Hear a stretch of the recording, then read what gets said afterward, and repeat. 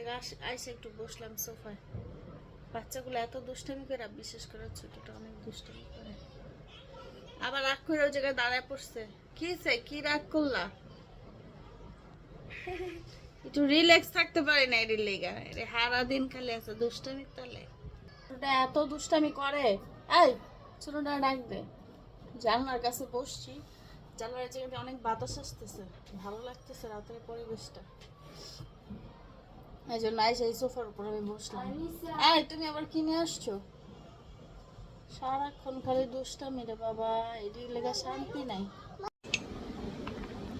এটাই আছে বিখ্যাত একটা বড় চামচ। কেউ আবার কিন্তু মন্তব্য করবেন না, হাসবেন না। চামচটা আমার পছন্দের জন্য কফিটা সুন্দর করে এটা দিয়ে নাড়লাম, নাইলে ছেড়ে নিলাম। বসছি, এত সুন্দর একটা ওয়েদার রাত্রেবেলা। এখন যদি আমি কফি না খাই ভালো লাগবে? কফিটা মজা হচ্ছে।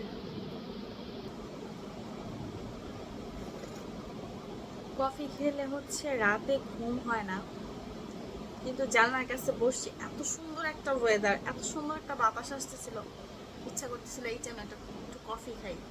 এই জন্যই কফিটা খাওয়া আমার।